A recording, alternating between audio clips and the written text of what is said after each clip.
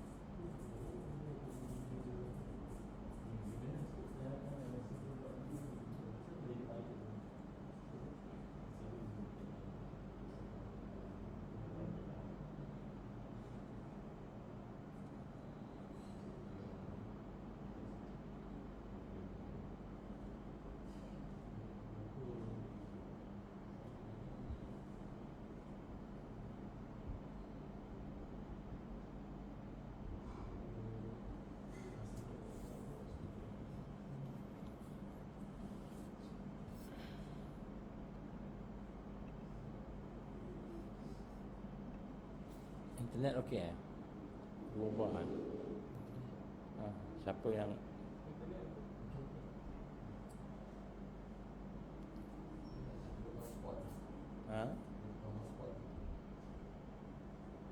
mana hotspot?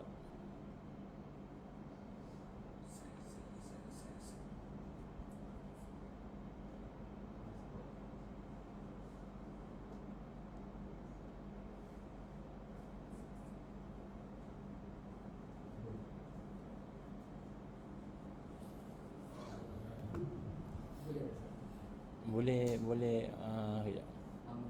Yang ramai tak kuat. Okey juga. Kadang dua, kadang kejap tengok. Sebenarnya Selcom. Apa nama dia? Skyline. Apa password dia? 135 1 35 79 246 8.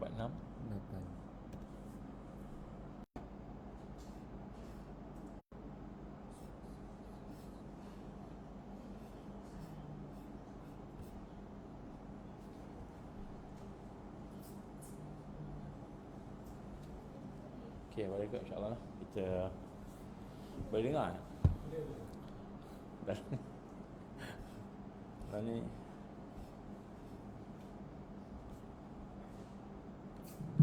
insya-Allah kita mula dengan Al-Quran Al-Fatihah. A'udzubillahi minasyaitonirrajim. Bismillahirrahmanirrahim. Alhamdulillahirabbil alamin arrahmanir rahim maliki yaumiddin.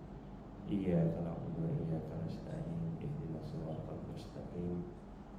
Shiratal ladzina an'amta 'alaihim ghairil maghdubi 'alaihim waladdallin.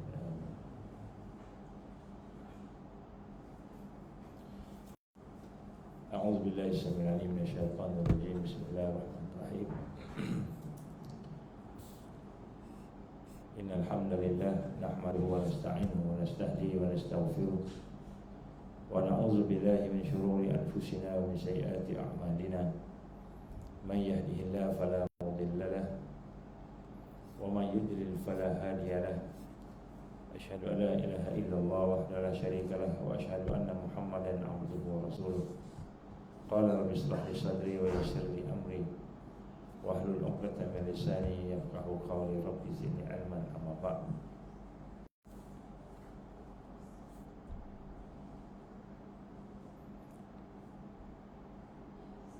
Qala Rasulullah sallallahu alaihi wasallam,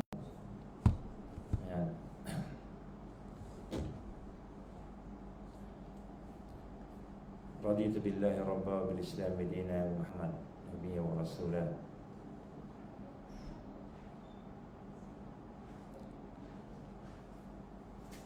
Rabbi zidni ilman warzuqni fahma.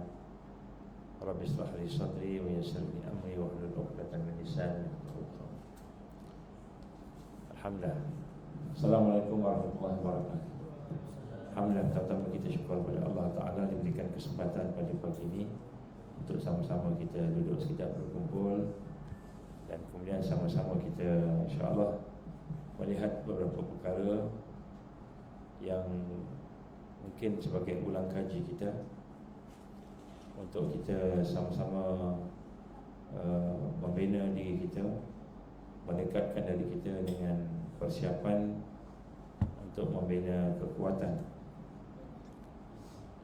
Kita mulakan dengan satu peringatan berkenaan dengan perkara yang paling besar dalam kehidupan yang boleh dicapai oleh seorang mukmin, iaitu mencari redha Allah Subhanahu wa taala. Mencari redha Allah Subhanahu wa taala. Jadi mencari redha Allah Subhanahu wa taala ini adalah merupakan satu perkara yang akan membawa kepada kejayaan di dunia dan di akhirat, akan membawa kepada satu kebaikan dalam segala aspek kehidupan kita. Dan untuk mendapatkan kita kata keredaan Allah ini, kita perlu meminta kepada Allah Subhanahu wa taala sebagaimana yang dibacakan tadi. Kita menyebut raditu billahi rabba wa bil islam dina Muhammad sallallahu alaihi wasallam nabiyya wa rasulah. Jadi kita bacakan bacaan-bacaan ini setiap hari kalau boleh, kurang-kurangnya 3 kali pagi, 3 kali petang, supaya mudah-mudahan kita akan mendapatkan anugerah daripada Allah Subhanahu Wa Taala.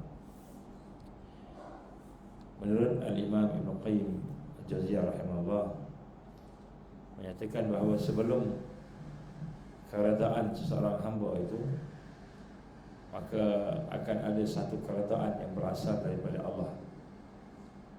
Jadi keredaan kita ni kepada Allah ni sebenarnya dia bermula dengan Allah Subhanahu Wa Taala meredai kita. Maka itulah pintu yang paling besar dan merupakan syurga di dunia, dan merupakan tempat beristirahat dan beristirahat kepada orang-orang yang mengetahui.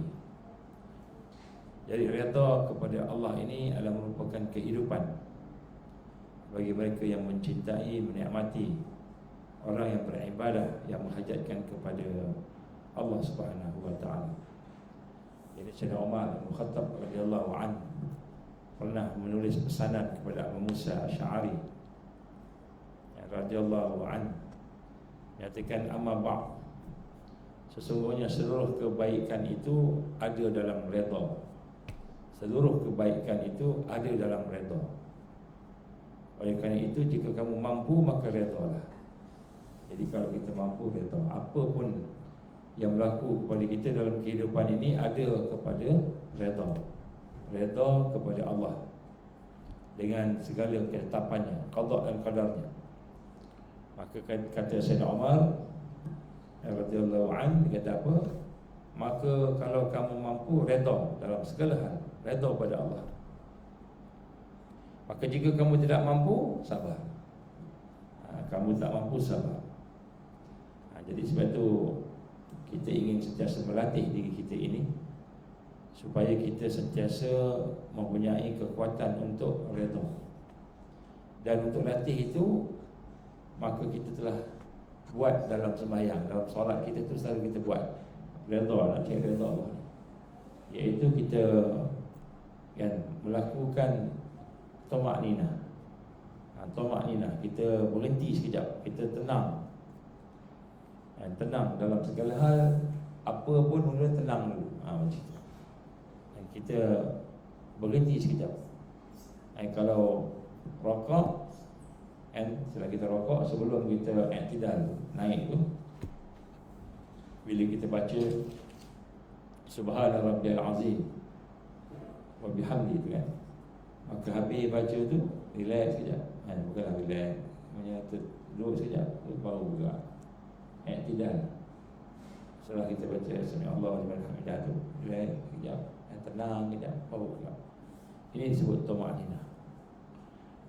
Maka apabila kita melatih diri kita untuk tamak-ninah ini, tujuan tamak-ninah ini untuk kita merasai kebersamaan dengan Allah, lama-lama akan lahir kekuatan untuk redha. Lama-lama kita lahir kekuatan untuk redha. Jadi redha inilah merupakan kekuatan dalam segala hal yang akan melahirkan kebijaksanaan. Jadi orang yang bijaksana ni dia tenang bersama Allah. Ya ayuhan nas, ya ayuhan nafsul mutmainnah, irji'i ila rabbika radiyatan mardiyah. Wahai jiwa yang tenang, yang tamak-ninah tadi, kembalilah kepada Tuhan kamu dalam keadaan hati yang puas, yang tenang, yang diridai oleh Allah Subhanahu Wa Taala. Saya bacakan sekali lagi satu kisah. Pada masa itu Sufyan Ats-Tsauri, Wahid bin Al-Ward dan Yusuf bin Asbad berkumpul. Ini orang alim, berkumpul, ulama-ulama sufi, ulama-ulama yang muhaqqiqin. Jadi Sufyan Ats-Tsauri dia berkata, sebelum hari ini aku tidak ingin mati mendadak. Adapun hari ini aku nak mati secepat mungkin. Maka ditanya oleh Yusuf bin Asbad, kenapa nak mati cepat kan? Maka kerana aku takut dengan fitnah, aku bimbang dengan fitnah, ujian Allah. Nak akhir zaman ni, contohnya kita ni Kalau boleh nak mati cepatlah. Tapi kata Yusuf Al-Asbas, dia kata, aku tidak begitu. Dia kata, aku tidak menolak untuk hidup lama di dunia ini. Barangkali satu saat nanti aku boleh bertaubat. Jadi dia nak pula hidup lama, kata Yusuf, supaya dia boleh bertaubat kan, lebih dekat dengan Allah.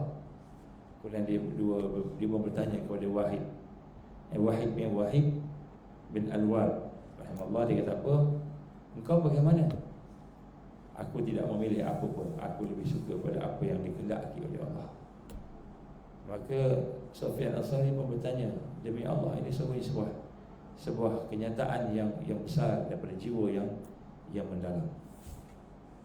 Jadi Sayyidina Husain bin Ali radhiyallahu anhu pernah berkata, ini cucu Rasulullah SAW, siapa-siapa yang percaya baiknya pilihan Allah, siapa yang percaya bahawa pilihan Allah itulah yang terbaik, maka dia tidak akan pernah mengharapkan selain daripada apa yang Allah pilih untuk dia. Jadi sahabat-sahabat dulu dilatih oleh Rasulullah SAW supaya mengutamakan pilihan Allah. Allah pilih benda tu, itulah yang terbaik. Pada kita mungkin tak baik, tapi itulah yang terbaik. Jadi ini yang digambarkan oleh para sahabat Rasul SAW yang di kalangan mereka dan juga para ulama tabi'in. Jadi sebab itulah kita pada hari ini sentiasa kita nak memulakan kehidupan kita dengan satu perasaan tenang bersama Allah dan tenang bersama qada dan qadar. Kita kena latih. Tenang ni kena latih, relax aja kan. Jangan bercakap banyak. Tapi kita merasa bersama Allah. Redha itu lebih mulia daripada zuhud.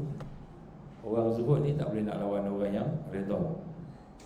Kerana redha dia tidak mengharapkan apa-apa posisi pun, yang di dunia ataupun di akhirat. Jadi redha ini adalah merupakan satu perasaan dalam hati kita yang menerima semua yang Allah tetapkan pada kita dan bersama-sama dengan kebahagiaan. Jadi redha ni beza dengan sabar ialah apabila seseorang itu menerima apa yang Allah Taala beri pada dia dalam keadaan bahagia pada hati dia tadi. Jadi itu beza dia. Jadi kita nak kena tengoklah tentang kehidupan kita ni, Allah beri apa pun nak kena rasa bahagia. Tidak ada satu pun melainkan daripada Allah. Sebab itulah kita nak kena rasa dalam diri kita ni Allah gambarkan kepunyaan dia semua yang ada di langit dan di bumi. Lillahi ma fis samawati wa ma fil ardh. Kepunyaan Allah segala apa yang ada di langit dan di bumi. Bila kita rasa ini adalah kepunyaan Allah, maka kita boleh redha. Jadi kita hari ni nak kena rasa lah. Tengok anak, tengok anak, tengok keluarga kita, tengok rumah kita, tengok hidup kita, tengok balik. Tidak ada satu pun dalam kehidupan kita itu melainkan semua itu adalah daripada Allah. Bila kita dapat rasa begitu, insya-Allah kita boleh redha. Jadi inilah perkara yang asas kepada kebaikan. Benda yang asas kepada kebaikan ini ialah bila kita dapat memupuk satu perasaan tenang bersama dengan qada qadar Allah, redha kepada apa yang Allah berikan. Jadi bila kita ada itu, insya-Allah dia jadi kebaikan. Sayyidina Umar bin Khattab radhiyallahu anhu menyatakan bahawa kebaikan itu ialah apabila kita boleh dapatkan redha. Tapi redha itu bermula dengan anugerah Allah. Allah anugerah. Dia bukan datang macam itu. Jadi sebab itulah kita nak kena minta lah kepada Allah. Macam mana nak minta kepada Allah? Banyakkan baca raditu billahi rabba wa raditu billahi rabba. Raditu billahi rabba, banyakkan baca. Kalau kita tak boleh baca, maknanya Allah tak pilih kita lagi. Sebab apa yang kita doa tu sebenarnya apa yang Allah nak bagi pada kita. Kalau seorang tu kenal Allah, dia tahu yang dibaca tu ni apa yang Allah nak bagi, maka dia akan cakap berdasarkan apa yang hajat dia nak dapat redha Allah tadi. Dia bukan cakap kerana nafsu. Jadi akhirnya doa kerana nafsu pun ada juga kan? Macam mana doa kerana nafsu ni? Kita hajatkan doa tu bukan nak dapat redha Allah. Jadi doa tu nafsu. Jadi bila kita nak dapatkan sesuatu tu daripada redha Allah, maka dia boleh boleh dapat apa yang dia nak hajat. Jadi kita jangan minta doa untuk kita, jangan kita berdoa untuk kita dapat benda tu. Tapi kita berdoa, doa ni sebab ubudiyah, ibadah. Doa ni untuk dapatkan redha Allah, itu dia. Kita doa pun nak dapat redha Allah, bukan doa nak dapatkan apa yang kita hajatkan. Sebab mungkin Allah tak bagi apa yang kita hajatkan, Allah bagi benda yang lain daripada kita nak. Kita nak sihat, tiba-tiba sakit. Kita nak kaya, tiba-tiba miskin. Jadi yang Allah nak tu miskin, yang Allah nak tu sakit. Yang Allah nak, Allah pilih. Qada qadar tadi. Jadi bila kita niat sesuatu redha Allah, kita minta dalam rangka redha Allah, bukan minta dalam rangka nafsu. Nafsu maknanya kita nak tu juga, itu nafsu kita, itu hajat kita. Jadi kita doa ni rahsia doa yang paling baiklah doa untuk dapat redha Allah. Jadi kita tak kisah Allah bagi tak bagi, tapi kita minta. Bukan kata tak boleh minta, kita minta. Ya Allah, berilah aku kekuatan. Ya Allah, berilah aku kejayaan anak-anak. Ya Allah, berikan aku kekuatan supaya dapat cemerlang dalam exam. Kita minta. Minta, sungguh-sungguh minta, dan usaha sungguh-sungguh. Tapi dalam hati kita, apa pun yang Allah beri kepada kita redha. Tapi kita buat usaha. Jadi barulah doa tu tak jadi nafsu, kerana nafsu. Jadi doa tak jadi kerana nafsu. Bila doa tak jadi kerana nafsu, insya-Allah doa tu ibadah. Kalau tak, doa tu pun jadi satu yang menjauhkan kita daripada Allah. Kita ingat, okey dah, doa dah kan, apa doa tu. Iaitu para orang yang arifin. Para arifin ni, ulama-ulama muhakkikin, orang-orang yang dekat dengan Allah ni, yang kenal Allah ni, dia doa bukan sebab dia dapat apa yang dia doa. Dia doa kerana doa tu adalah ibadah. Tanda kita hamba, kita minta ke Allah. Tanda kita hamba, kita minta ke Allah. Kita minta ke Allah. Dan Allah lah yang menganugerahkan kita. Ini adab kan, adab. Jadi bila kita mula kenal Allah ni, kita akan nampak hati kita bahagia. Jadi Allah bagi kita yang kita nak pun kita bahagia. Allah bagi kita yang kita tak nak pun kita bahagia, kerana kita tenang bersama Allah. Jadi ini perkara yang tak boleh dibeli ya. Tidak boleh dibeli kalau ada pada hari ini.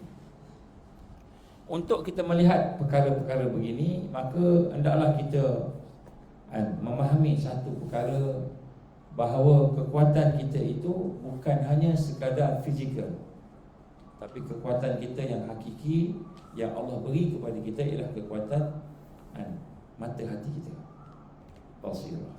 Doa ni, kalau kita tengok fizikal, kita nak apa yang kita minta. Tapi doa ni, bila kita melihat dengan basirah kita, sebenarnya kita nak redha Allah. Doa tu nak redha Allah. Jadi maknanya kalau itu tak payah doa lah, tak kena doa. Sebab Allah perintah kita doa. Ud'uni astajib lakum. Mintalah pada aku akan perkenankan.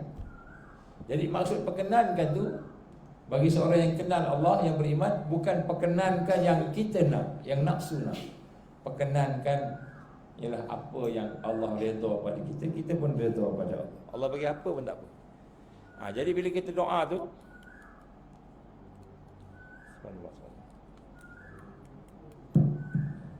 jadi bateri dah weak.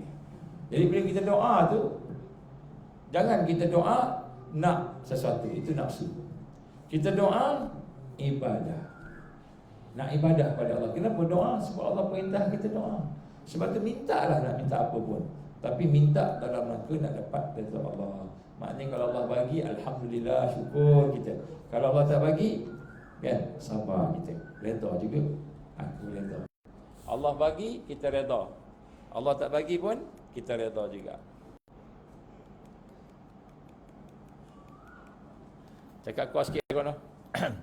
Tak takut tak sampai kat sini. Jadi maknanya janganlah kita jadi macam seorang kawan yang lapar. seorang kawan yang lapar. Macam mana kawan tu lapar? Dia datang rumah kita ada makanan. Rumah kita ada makanan, dia pun datang. Kan? Jadi bila dia datang, kita pun bagi makan kat dia. Kita bagi makan kat dia. Kawan datang, kita bagi makan. Dia lapar, kita tengok dia lapar. Kan? Dah 2-3 hari tak makan, agaknya berkeluar daripada hutan camping. Kan? Hutan tak dapat makanan, kan? Tak pandai nak cari makanan. Datang lapar, kita pun bagi makan. Makan kenyang, alhamdulillah kenyang. Assalamualaikum, dia balik. Tinggalkan kita. Jangan jadi macam seorang kawan yang lapar atau yang perlukan sesuatu daripada kita. Dia datang kat kita, nak minta tolong pinjam duit, nak minta tolong sekian-sekian. Bila dia dapat je, dia jalan. Habis, hilang. Tak nampak lah. Tapi jadilah seorang kawan yang datang jumpa dengan kita, minta keperluan. Kemudian lepas tu dia masih lagi datang, masih lagi bersama. Doakan, kan? Bukan saja ucap terima kasih, doakan. Kemudian datang balik, tak tinggalkan kita, kan? Jadi itulah juga kita dengan Allah Subhanahu Wa Taala. Dengan Allah Subhanahu Wa Taala ni, masa kita nak, kita minta ke Allah. Ya Allah, tolonglah aku, ya Allah. Aku nak makan, aku nak minum, aku nak duit, contohnya. Tolonglah ya Allah, tolong. Bila Allah bagi apa yang kita minta, lupa kat dia. Syukur pun tak. Terima kasih pun tak. Ini kita melihat dengan basirah, dengan mata hati kita. Kalau dalam hidup di dunia ni pun kita dah nampak orang bagi, kita datang kat kita minta tolong, kita bagi, terima kasih pun tak. Tinggalkan kita. Ngumpat lagi, kan. Alah, dia bagi makanan bukan sedap pun. Dia ngumpat pula. Tak pandai masak lah, kan. Padahal lapar tadi kita bagi makanan kat dia. Kan, tiba-tiba dia balik, dia ngumpat pula, kan. Jadi kita jangan jadi macam orang yang begini, iaitu kita dengan Allah. Bila kita minta, Allah bagi. Bila Allah bagi, kita syukur pun tidak. Jadi ini kita nak melihat dengan basirah. Sebab tu doa ni bukan hanya sekadar doa dalam rangka kita nak dekat Allah juga. Tapi kena doa, kena usaha sebab Allah perintah kita berusaha. Jadi kenapa perkara-perkara yang kita sebut berkenaan dengan al-iman dia tidak berlaku? Kerana rupa-rupanya dalam hidup kita ini kita tidak menghidupkan mata hati kita, basirah kita. Sedangkan Allah menggambarkan kepada kita dalam surah Yusuf ayat 108, selalu kita baca, A'udzubillahi minasyaitanirrajim, qul hazihi sabili. Katakanlah wahai Muhammad, ataupun katakanlah wahai orang beriman, hazihi sabili, inilah jalanku.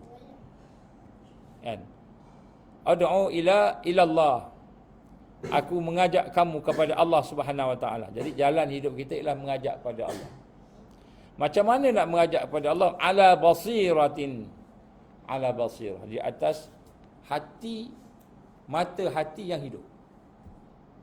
Jadi nak mengajak kepada Allah ni mesti menghidupkan mata hati.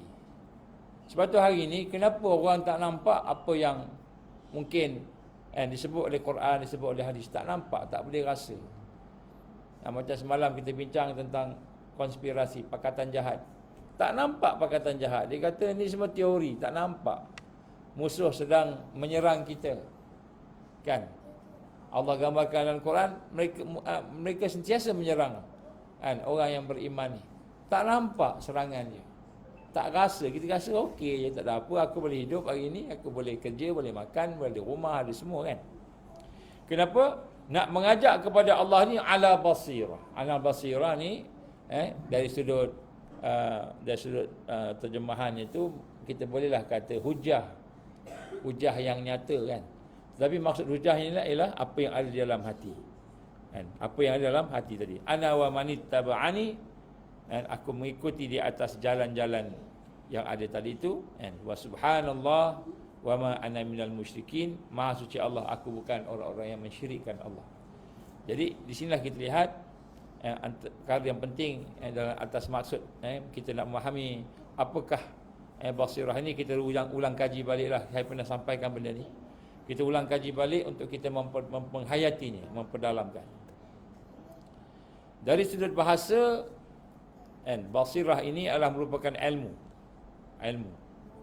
tentang sesuatu ataupun suatu kefahaman, pengetahuan yang jelas, hujah yang jelas dari sudut bahasa, ataupun fakta-fakta daripada pandangan yang benar. Jadi dia ilmu. Basirah ni ilmu. Dan ramai orang pada hari ini yang kehilangan pandangan matanya buta, tak nampak. Tetapi Allah memberikannya cahaya basirah dengan dia dapat melihat apa yang ada dengan basirah, pandangan mata. Dia melihat sesuatu, dia dapat ilmu. Dia dapat satu hujah. Kan? Sebab tu bila kita kata kita nak berhubung dengan Allah ni, beriman dengan Allah ni, kita nak proses diri kita mengenal Allah, sehingga Allah Ta'ala membukakan kepada kita, mukasyafah dia panggil, dibukakan kepada kita, kita nampak apa yang sepatutnya kita nampak. Sebab tu kita kena tengok di mana kedudukan kita. Allah firman dalam Quran, afalam yasiru fil ard fatakuna lahum qulubun yaqiluna biha aw azanun la yasma'una biha fa innaha la ta'mal absar walakin ta'mal qulub allati fis sudur. Di surah Al-Hajj 46. Kita tampal ayat ni, suruh anak-anak kita tengok, baca. Dan ajak anak-anak kita baca, termasuk kita lah, tampal kat rumah. Al-Hajj ayat 46. Afalam yasiru fil ard. Apakah mereka tidak berjalan di atas muka bumi? Kita tak berjalan ke? Ni nak ajak anak jalan-jalan, kan? Nak ajak anak pergi mana? Kita sendirilah kan. Apakah kamu tidak berjalan di atas muka bumi ini, lalu mempunyai hati, lahum qulubun yaqiluna biha, yang kamu boleh jadikan satu kefahaman. Tengok pokok, tengok gunung, tengok orang. Tengok kalau tempat-tempat yang Allah bagikan pemandangan tadi, tak ada hati ke? Tidak ada hati yang boleh faham. Yaqilun, hati yang boleh berfikir. Hati yang boleh faham. Au azanu yasma'una biha, ataupun pendengaran yang boleh kamu mendengar dengannya. Jadi kita tengok, hati tak faham. Tengok, hati tak berfikir. Dengar, telinga tak boleh nak dapat sesuatu. Maka kata Allah apa? Fa innaha la ta'mal absar. Maka sesungguhnya bukanlah yang buta itu adalah mata. Walakin ta'mal qulub. Melainkan buta itu adalah hati. Allati fis sudur, yang pada dada kamu, yang pada roh kamu, dalaman. Jadi hakikat apa yang Allah nak nilai kat kita bukan mata. Allah nilai kita apa yang ada di dalam hati kita. Jadi sebab tu hari ni orang tak tengok yang ni, orang tengok kat depan, tengok yang mata je. Tengok keluar dia nilai, dia tak tengok hati. Jadi Allah menilai apa yang ada. Jadi sebab itulah daripada istilahnya basirah ni, kita nak tengok dalam diri kita. Basirah ni sebenarnya adalah cahaya, nur, cahaya yang Allah lontarkan dalam hati. Hati boleh kesan. Tengok pokok boleh menangis hati tu. Kalau orang yang benar-benar proses hati ni, sampai dia tengok pokok, dia diam, tengok, perhati. Sebab apa? Dia nampak pokok tu berzikir. Dia dengar zikir pokok tu. Itu adalah gambar ni, kan? Melihat dengan pandangan hati ni, tengok pokok, nampak pokok berzikir. Hati mendengar pokok zikir. Tapi kita tak sampailah macam itu, kan? Itu orang-orang yang peringkat kenal Allah ni, dia macam gitu. Jadi dia sentiasa kan tenang ya. Keliling zikir, berzikir. Kan? Kita kalau tempat-tempat pelik-pelik ni, kita takut pula kan. Takut jin lah, hantu lah apa kan. Tak nampak malaikat zikir, pokok zikir contohnya. Inilah hakikat cahaya yang Allah berikan kepada seseorang tu yang menyaksikan dengan mata hatinya. Jadi Nabi sebenarnya nak hidupkan mata hati kita. Jadi Quran ni nak hidupkan mata hati kita. Zikir nak menghidupkan mata hati kita. Sebab tu kita baca maksurat, panjang maksurat. Kita kalau dalam tamrin selalu kita baca kubra, panjang, paling-paling setengah jam. Kan? Ataupun Quran kita sebut kan, kita kata dalam tarbiyah ni jangan baca satu hari satu juz. Tapi kita tetapkan satu hari berapa jam. Ulama-ulama yang menghafal Quran selalunya minimal 3 jam dia bagi untuk Quran, 3 jam. 3 jam ni 1 per berapa sehari? 24 kali 3, 1 per tak banyak pun 3 jam, 3 per 24 1 per 8. 1 per 8. Jadi 1 per 8 ulama kan. Saya ingat ketika dengan Syekh Muta'al Al-Jabari rahimahullah meninggal dah. Bukan, Syekh Mustafa Masyhur. Dia ziarah. Masa tu ziarah datang, kita bawa dia. Bila dibawa tu, dia cakap masuk kereta tu, tolong jangan tanya. Jangan ada soalan. Kenapa? Saya oleh kerana daripada pagi sampai masa tu orang ramai datang ada program semua, jadi banyak soalan. Dia tak sempat nak baca Quran kata. Saya nak habiskan Quran. Rupa-rupanya satu hari minimal 3 juz dibaca. Maknanya 3 jam. Dia target 3 jam. Jadi masa bila? Sebelum subuh kan, atau selepas subuh kan. Kemudian dia membaca sebelum tidur atau selepas tidur atau malam masa solat. Jadi peruntukkan kurang lebih. Kalau kita 3 jam banyak sangat, 1 jam cukup lah. 1 jam. Kalau 1 jam tu dapat 1 juz, alhamdulillah. Kalau 1 jam tu boleh 2 juz, alhamdulillah. Kalau 1 jam tu 10 ayat, tak apa, 10 ayat 1 jam. Baca pelan-pelan. Alif, lam, mim, gitu kan. Baca pelan-pelan. Ataupun kita masih tak lancar baca, pelan-pelan. Cek kan. 1 jam ni kita ada 5 waktu. Setiap waktu ambil 5 minit atau 10 minit. Kalau 10 minit dah dapat 50 minit. Tambah lagi 10 minit dapat 1 jam. Yang penting kita jadikan sebagai adat. Jadi nak sebut kat sini kan, antara perkara yang kita buat, tujuan kita zikir, tujuan kita baca Quran, tujuan kita solat, sebenarnya hakikatnya kita nak minta pada Allah cahaya basirah ni. Macam mana cahaya basirah ni boleh datang? Bila kita baca banyak kan. Contohnya tadi Quran, dan Allah akan cabut titik hitam daripada diri kita. Satu-satu. Banyak kita punya dosa ni. Banyaknya dosa kita sampai kita tak rasa berdosa buat dosa. Banyaknya dosa. Kita buat dosa, kita tak rasa berdosa. Itu banyaknya dosa kita. Tak sensitif dengan dosa. Jadi sebab itulah di sini disyariatkan kepada kita supaya kita dapat membina kekuatan basirah tadi. Kerana basirah ini sangat-sangat penting untuk kebaikan agama. Kalau kita tak kisah tentang agama, tak pentinglah.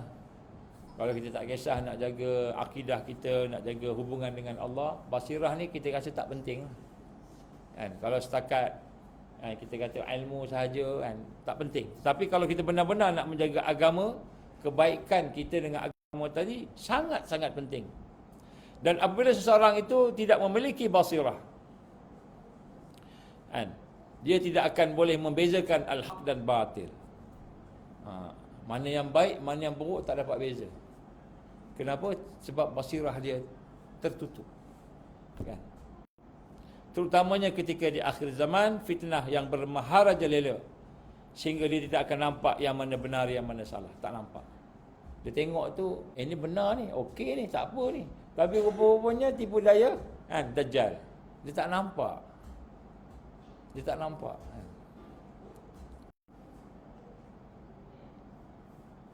Ada seorang datang mengadu kat saya. Dia kata dia tengok orang politik. Muka orang politik dia kata macam-macam. Dia kata. Bukan nampak muka binatang, tak. Tapi kata, betul ke saya ni? Saya tengok muka orang ni. Dia sebutlah nama orang tu. Nampak macam lain, dia kata. Betul ke? Nampak macam lain. Bukan macam muka orang yang baik lah. Tapi dia cakap Quran. Adakah ini saya ada hasad dekat dia? Adakah ini saya ada benci kat dia? Padahal dia bukan begitu kan. Tapi dia nampak lain. Jadi Allah kadang-kadang buka kan. Buka syafah ni kita nampak sungguh. Kan? Kalau kita duduk kat pintu ni, kita tak nampak luar, tutup. Bila buka aja, nampak luar. Jadi kasyaf ni macam tu. Rupanya macam tu. Allah buka, nampak apa yang ada tu. Nampak. Itu mukasyafah macam tu. Ada orang dibagi dalam bentuk ilham, mimpi, kadang mimpi. Benda yang baik-baik ni mimpi. Allah bagi petunjuk. Ada orang Allah bagi dalam bentuk kan rasa-rasa je, perasaan je. Ada orang tu dia nampak. Allah buka sungguh nampak. Dan kemudian bukan saja nampak, dia boleh rasai juga. Tapi dia tak nampak melainkan apa yang Allah bagi je lah. Jadi ini kita nak kena rasa. Jadi sebab tu basirah di situ, bila Allah buka kita nampak, ini tak betul ni. Ini al-haq, ini batil, dia nampak.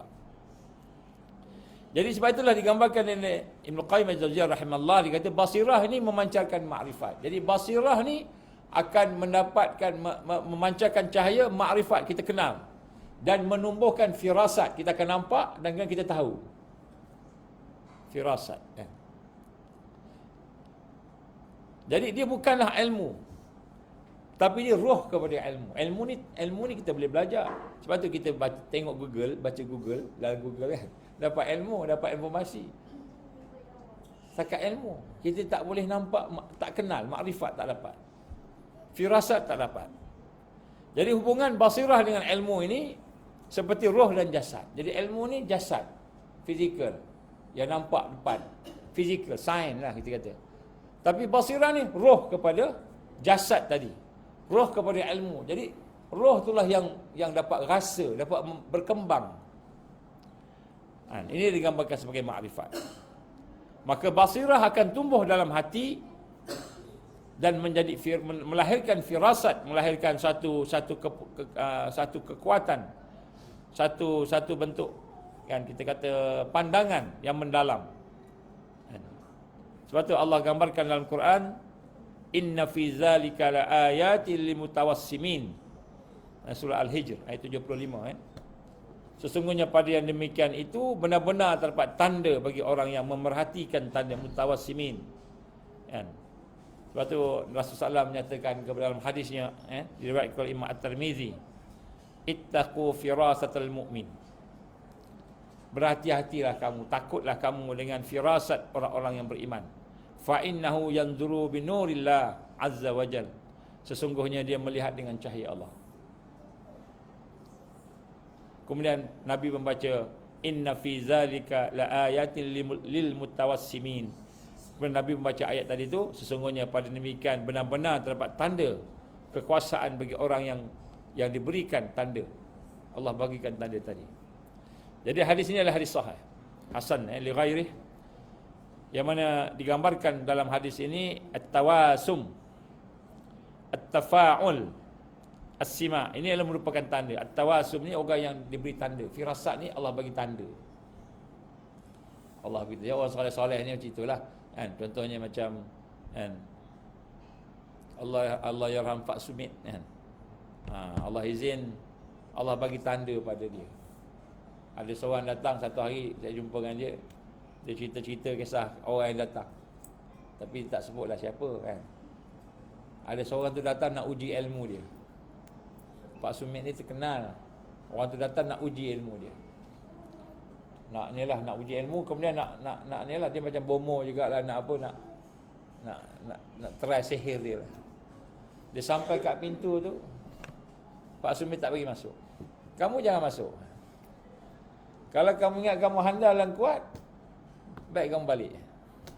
Balik lah. Tu balik. Tak sempat apa-apa lah. Dia dah tahu dah. Waktu dia kata orang ni, dia kata nak tunjuk ilmu, nak tunjuk dia berilmu. Dia nampak. Tapi apa dia nampak tak sebutlah kan. Saya jumpa dengan seorang juga mukasyafah. Allah izin dia ceritalah dengan saya. Kan? Dia kata sebenarnya kalau Allah nak bagi kat kita ni, Allah bagi. Kita nampak, dia kata. Tengah-tengah cakap, buat-buat, bincang-bincang, ada orang telefon dia. Telefon dia, Assalamualaikum, sekian-sekian, dia menangis. Kenapa? Dia punya binatang kesayangannya, kucing, hilang. Ada tu dekat belakang, tengah main-main. Ada tu, jangan kat belakang rumah tu ada pokok-pokok, pergilah tengok dia main-main, dia tengah main-main ni. Kucing hilang, menangis. Telefon dengan pak ni, dengan tuan guru. Dia low profile dan humble, rendah diri. Dia layan semua orang. Tapi kalau telefon dia tak angkat. Sebab kalau angkat memang panjanglah. Lepas tu dia pun cakap, dia kata apa? Kalau Allah bagi kita nampak, dia kata kita nampak, kata. Dengan saya dia sebutlah. Kan? Lepas tu dia kata, bila kita telefon ni cakap kucing, nampak kucing kat mana? Nampak kucing, kata. Kalau orang datang nak berubat dengan dia, dia nampak jin yang ada tu duduk kat belakang pokok ni kan. Dia akan cakap dengan jin, kau ni saka ke? Kenapa kau kacau dia? Kan? Dia cakap dengan jin tu. Dia nampak jin tu. Kalau orang tu nak berubat lah. Jangan tanya saya siapa noh. Tapi dia dedah kan. Sebab dia nak bagi pengajaran lah kat kita semua. Dia kata nampak. Macam tengok TV dia kata. Allah bagi nampak. Itu mukasyafah. Jadi dia bukan, tapi saya tak tahulah apa yang Allah tunjuk itulah dia yang diperlukan oleh orang tu. Dan dia tak cerita kat orang. Orang tu apa-apa tak cerita. Dia cerita kat saya. Itu sebab ada pengajaran dia nak bagi. Jadi firasat mukmin kata Rasul sallallahu alaihi wasallam, ittaqu firasatul mukmin. Takutlah kamu dengan firasat mukmin, fa innahu yanzuru binurillah. Sesungguhnya dia melihat dengan cahaya Allah. Jadi al-mutafaris ini orang yang ada firasat. Al-mutawassimin orang-orang yang mengambil tanda-tanda. Allah bagi tanda-tanda. Jadi sebab itulah di sini kita lihat kita amat perlukan kepada basirah. Sebab kalau nak gunakan ilmu fizikal, kepandaian kita nak gunakan ni, memang kita tak akan nampak benda yang kita nak nampak. Tapi nak dapat yang itu anugerah Allah. Bukan kita boleh usaha-usaha macam itu. Semua anugerah Allah. Ada orang baca sampai 1 juta, banyak juta zikir, tak dapat apa-apa. Anugerah Allah.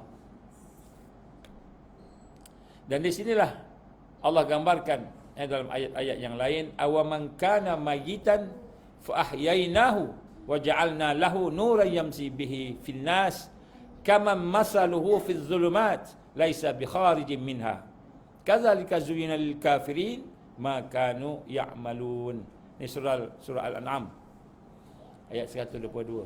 Apakah orang yang sudah mati kemudian dia kami hidupkan dan kami berikan kepadanya cahaya yang terang, yang dengan cahaya itu berjalan di tengah masyarakat manusia, sama dengan orang yang dalam gelap gelita yang tak dapat keluar. Jadi sama ke orang yang ada cahaya dengan orang tak ada cahaya ni yang berjalan dengan masyarakat ni. Demikianlah kami jadikan orang-orang kafir itu memandang baik apa yang mereka kerjakan. Jadi orang kafir memang dia ingat benda yang dia buat itu baik, kan, padahal merosakkan. Jadi sebab itulah kita lihat di sini perkara-perkara yang penting untuk kita nak faham berkenaan dengan basirah itu. Kita kena fahamlah pelan-pelan. Macam mana nak menghidupkan basirah kita? Macam mana kita nak menghidupkan hati kita?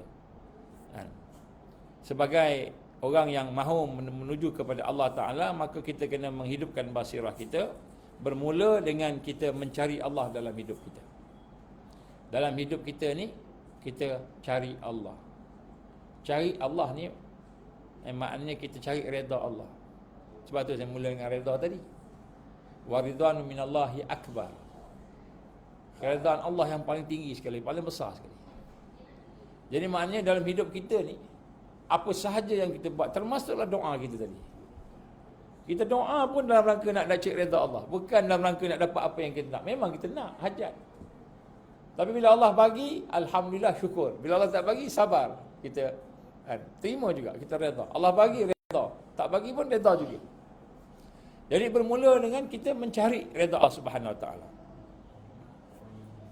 Dan inilah hakikat hidayah. Jadi Al-Mahdiyin ni, orang yang mendapat hidayah ini di akhir zaman, orang yang mendapat hidayah ini ialah apabila manusia itu mula mencari Allah dalam hidup dia. Dalam hidup dia kita cari Allah. Jangan cari nak selamat. Hari ini kita kata ada ekonomi katastrofi kan. Bukan katastrofi, dipanggil apokalips kan, apokalips. Iaitu kiamat. Kiamat ekonomi, kiamat alam, bencana ekonomi, bencana sosial, bencana penyakit. Bencana dari sudut apa lagi ni? Pendidikan, semua bencana berlaku di akhir zaman ni. Kemuncak bencana baru Dajjal keluar. Jadi nak sebut kat sini banyak bencana kan. Jadi macam mana kita nak mengharungi bencana-bencana tersebut? Kita mulalah dengan hidup kita. Jangan nampak bencana, kita nampak itu daripada Allah. Jangan nampak nikmat, kita nampak itu daripada Allah. Jangan melihat makhluk, melainkan kita lihat makhluk itu adalah tanda-tanda kekuasaan Allah, tanda-tanda Ar-Rahman Ar-Rahim, Allah yang wujud. Mentauhidkan Allah kan, mentauhidkan zat Allah. Macam mana nak mentauhidkan zat Allah? Kan kita melihat sesuatu itu semuanya dijadikan oleh Allah. Yang ada hanyalah Allah. Yang wujud tu hanyalah Allah saja. Yang ini semua dijadikan oleh Allah. Maknanya kita tidak melihat sesuatu melainkan perkara itu tanda-tanda kewujudan Allah, tanda-tanda kekuasaan Allah. Itu mula mencari Allah dalam hidup kita. Kita tengok air, tak nampak air saja, Allah bagi air, Allah jadikan air. Kita melihat rezeki Allah bagi, ini semua daripada Allah. Kita pun syukur ke Allah, alhamdulillah, terima kasih ya Allah, aku tak layak nak dapat rezeki tapi Engkau bagi. Macam itu. Kita mula mencari Allah dalam hidup kita. Ini nak menghidupkan basirah, nak menghidupkan mata hati kita. Jadi apa hijab kita dengan Allah? Kan? Walaupun seterang cahaya matahari, kan, nak kenal Allah ni mudah. Hijabnya bila kita melihat makhluk, kita nampak makhluk saja. Tak nampak Khalik yang mencipta dia. Tak nampak pencipta, kita nampak makhluk. Itu kita tak jumpa Allah dalam hidup kita. Tak jumpa Allah. Dan bila kita tidak jumpa Allah, maka hati kita tak boleh nak dihidupkan dengan cahaya. Jadi yang pertama sekali, bagaimana cara untuk mencari Allah disebut tadi, ialah dengan kita melaksanakan ibadah. Apa pun yang kita lakukan, semua nak buat ibadah ke Allah. Nak semayang, itu ibadah. Nak puasa, ibadah. Itu kita dah niat pun kan. Nak masuk tandas, nak pergi bekerja, nak bergaul dengan kawan-kawan, nak bercucuk tanam, semua dalam rangka ibadah. Saya buat ni dalam rangka nak ibadah pada Allah. Itu dia punya apa? Kaedah. Sebab tu Allah gambarkan, wa ma khalaqtul jin wal ins illa liya'budun. Tidak aku jadikan jin dan manusia melainkan ibadah. Semua, tidur pun ibadah. Tidak ada satu saat yang kita buat melainkan ubudiyah lillahi wahdah. Itu maknanya kita mencari Allah. Dengan nak kenal Allah tu, jadi kita oleh kerana yang ada di semua Allah yang punya sifat Allah, nama, perbuatan Allah, nama-nama Allah tadi kan, pelan-pelan. Jadi apa aku buat? Ibadah. Ibadah belaka. Tak ada benda tak ibadah. Makan jadi ibadah, minum jadi ibadah, bekerja jadi ibadah, tidur, rehat jadi ibadah. Rehat pun ibadah. Setiap saat ibadah. Inna salati wa nusuki wa mahyaya wa mamati lillahi rabbil alamin. Setiap yang kita lakukan ibadah. Mesti ada dalam hati kita perasaan tu. Macam mana nak main ibadah? Dek, siapa nama dia? Macam mana nak main jadi ibadah macam mana? Macam mana? Macam mana nak jadi sesuatu yang ibadah? Main pun ibadah juga kan? Ayah, jangan larang saya main. Ni ibadah juga ya, jadi kita kan. Kalah ayah kita. Macam mana main jadi ibadah?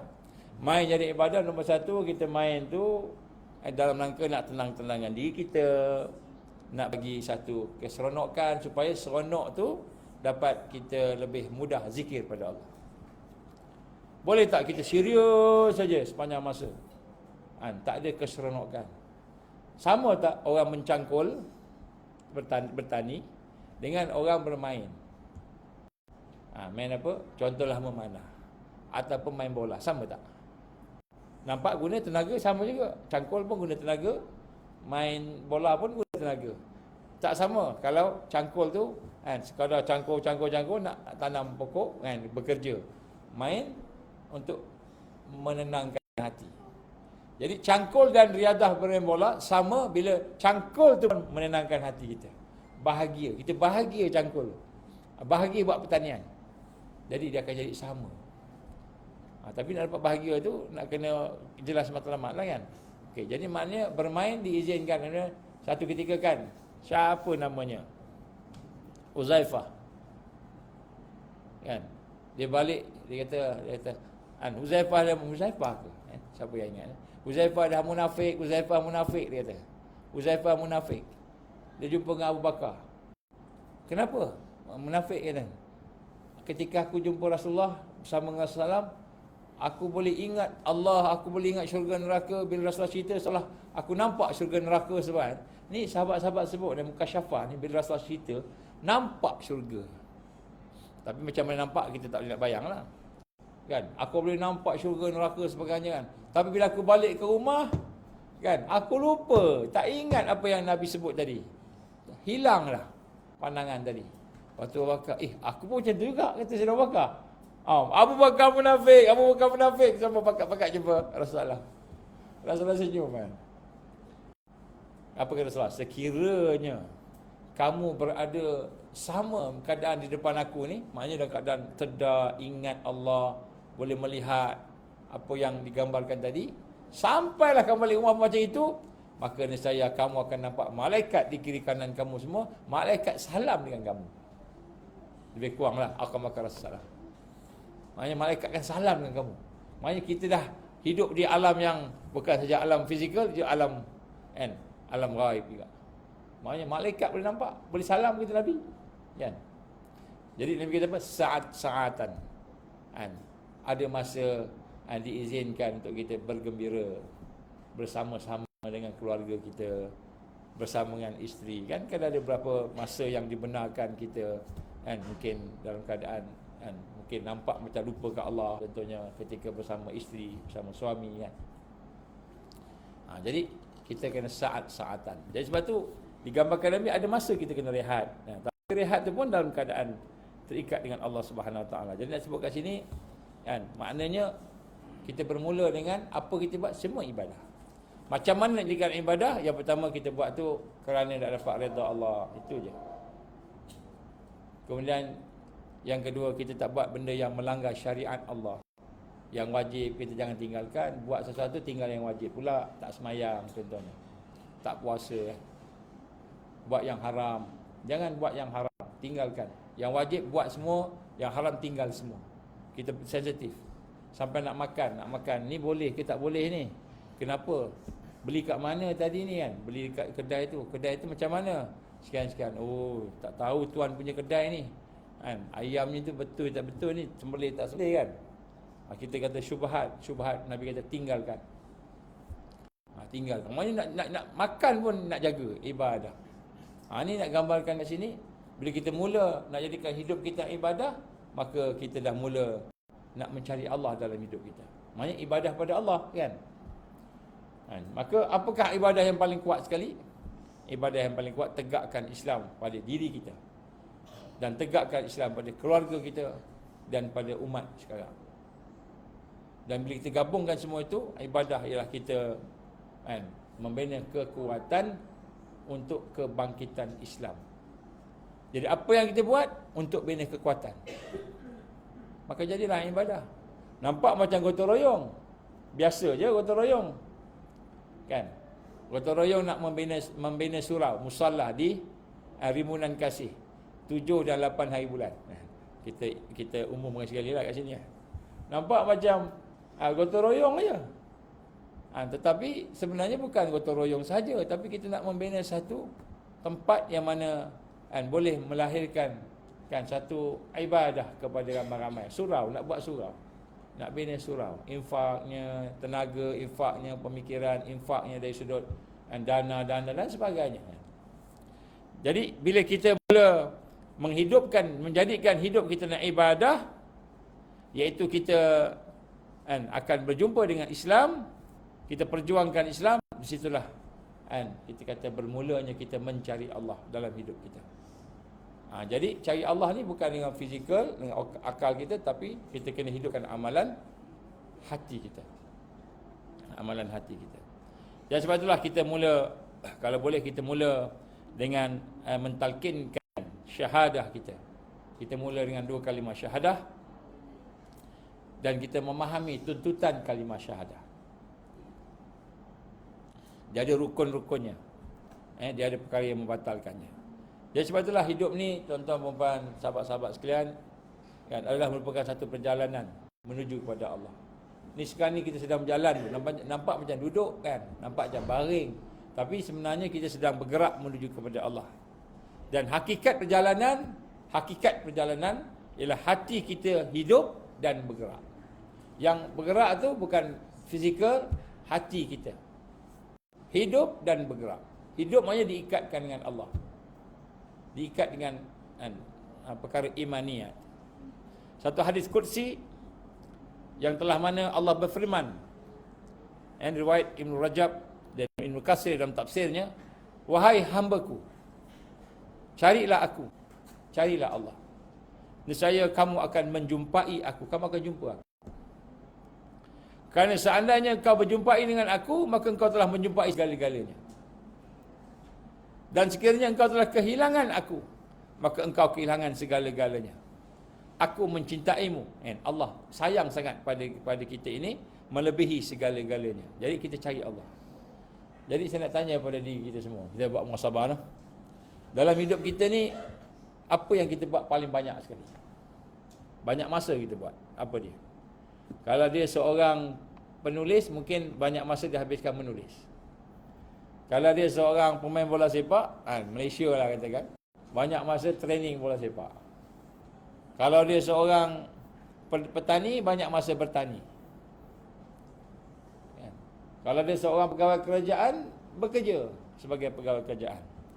Maka banyak masa yang kita habiskan tadi tu, maka kita pastikan masa yang banyak habis tu, kerja dan sebagainya, belajar ke, kita pastikan kita bersama dengan Allah. Kita bersama dengan Allah Subhanahu wa ta'ala. Maka macam mana nak mencari Allah ketika kita bekerja dan sebagainya tadi?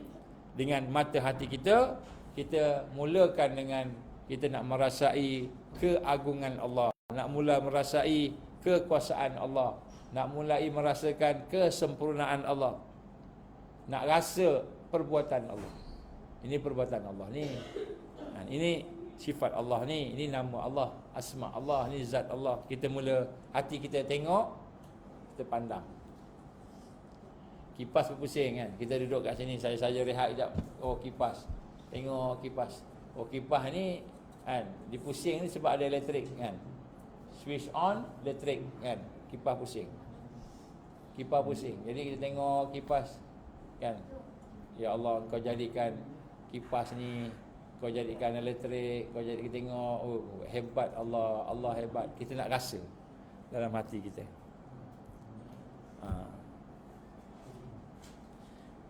Sebab tu syarat pertama jadi hamba Allah ni apa? Kalau kita sedekah kan, hamba Allah, sedekah hamba Allah kan. Apa syarat pertama jadi hamba Allah? Syarat pertama jadi hamba, mesti kenal Allah. Macam mana kita jadi hamba Allah kita tak kenal Allah? Bila kita tak kenal Allah, kita ingat bos kita, tuan kita. Sultan kita, tuan kita. Menteri kita, tuan kita. Kita ingat manusia tuan kita. Kita panggil dia bos, kita panggil dia tuan, kita panggil dia tuanku kan. Sebab kita tak kenal Allah. Sehingga nak cakap dengan dia pun takut. Apa pandangan kamu? Kita nak semayang Jumaat ni. Sekarang ni PKP ni nak semayang Jumaat. Boleh ke nak semayang Jumaat ni kan? Tuanku bertanya kepada kita kan. Apa pandangan tuanku? Dia tanya tuanku pula. Aku ke yang mufti, kau yang mufti? Ya, tuanku tegur kan. Contoh kan. Jadi syarat pertama sebenarnya kita nak kena kenal Allah. Kenal Allah, kita bersama dengan kebenaran Allah. Bila hati kita, jiwa kita mengenal Allah dengan ilmu dan kemudian mengenal Allah dengan perasaan, maka itulah akan ada satu kenikmatan. Bila kita terikat Allah, nikmat, seronok. Letih, tapi letih kerana beribadah. Seronok kan, seronok. Sebab tu dalam satu rukun selain daripada disebut rukun Islam, rukun iman, Jibril telah bertanya kepada Rasulullah sallallahu alaihi wasallam, "Fa akhbirni 'anil ihsan." Kabarkan aku, ceritakan aku tentang ihsan. Maka Rasul sallallahu pun menjawab, "Anta abdullah ka'annaka tara." Kamu menyembah Allah ka'annaka tara, seolah-olahnya kamu melihat Allah. Kenapa Nabi menggunakan perkataan ka'annaka tara? Ibadah seolah-olah melihat Allah. Tahap ihsan yang pertama, nampak Allah. Maksud nampak Allah, kenal Allah. Ini perbuatannya, ini sifatnya, ini namanya. Nampak Allah. Nampak sifat Allah. Ini Allah, Rahmannya dia, Rahimnya dia, Agungnya dia, kan. Kemudian fa'ilam takun tarahu, maka sekiranya kau tak nampak, kau tak kenal Allah lagi. Tak kenal Allah. Tak nampak ni perbuatan Allah, tak nampak ni nama sifat Allah terhubung dengan apa yang ada. Tak nampak kewujudan kita, kan, dijadikan Allah, tak nampak, tak boleh faham, tak boleh rasa, kan. Tak boleh nak kenal Allah. Fa innahu yarak, maka ketahuilah Allah tengok kamu. Jadi merasai kita diperhatikan oleh Allah tu peringkat pertama untuk kenal Allah. Jadi rupa-rupanya, kan, sebelum kita nak kenal Allah, nampak perbuatannya, sifatnya, namanya, semua tu, kita kena rasa dulu Allah ni ada, Allah ni berkuasa, Allah semua kita rasa, kita tahu, kita rasa kita diperhatikan oleh Allah. Itu peringkat ihsan, kan. Jadi bila kita dah mula dengan yang itu, maka kita menghidupkan basirah kita.